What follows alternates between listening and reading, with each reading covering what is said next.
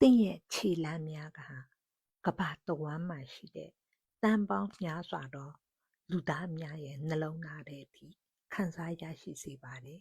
။သင့်ရဲ့စကားလုံးများ၊အတွေးအခေါ်များ၊ဂရုဏာတရားများကိုလည်းမြင်တွေ့ရစေပါတယ်။ကျမတို့နိုင်ငံကနှစ်ပေါင်း30ကျော်ကြာနာကျင်မှုတွေပဋိပက္ခတွေနဲ့ဖြတ်သန်းနေခဲ့ရပါတယ်။လွန်ခဲ့တဲ့နှစ်အနည်းငယ်မှာပဲစစ်ခေါင်းလောင်းတန်ကပြန်ပြီးမိလာပါတယ်။အဲ့ချိန်မှာပဲကျမကအမျိုးသမီးများရဲ့ငြိမ်းချမ်းရေးဆိုတဲ့ခြေလှမ်းကိုစတင်ဖော်ထုတ်ခဲ့ပါတယ်။စစ်မြေပြင်ကအကြမ်းဖက်မှုနာကျင်မှုသေဆုံးမှုတွေအစား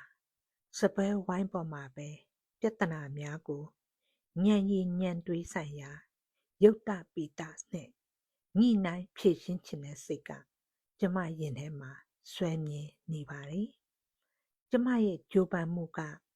ဒီနေ့ထိမပြီးဆုံးသေးတဲ့အတွက်ကျမရှုံနိမ့်နေတယ်လို့မကြာခဏခံစားမိပါတယ်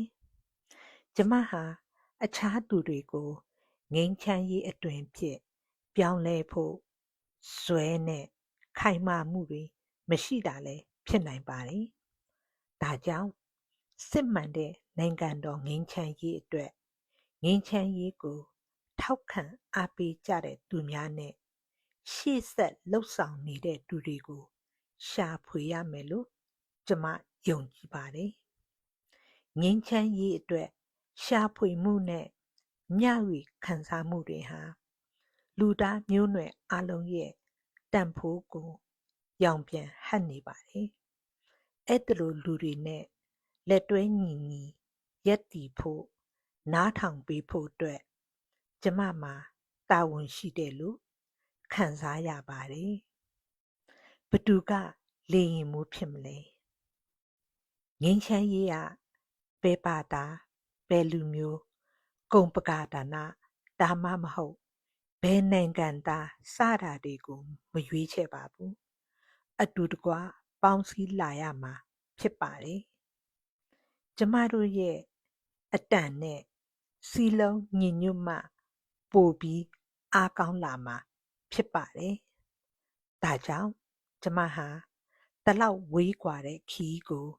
အရောက်လာခဲ့တာဖြစ်ပါတယ်။ကျမတို့ရဲ့အတန်နဲ့သင်တို့ရဲ့အတန်တွေပေါင်းစည်းပြီးစီးလုံးညီညွတ်မှုနဲ့တန်ဖိုးတွေရဲ့မျှော်လင့်ချက်ကိုမျှဝေခံစားတဲ့လူတူဦးချင်းစီကိုပွင့်ပွင့်လင်းလင်းထုတ်ဖော်ပြောဆိုဖို့ဖိတ်ခေါ်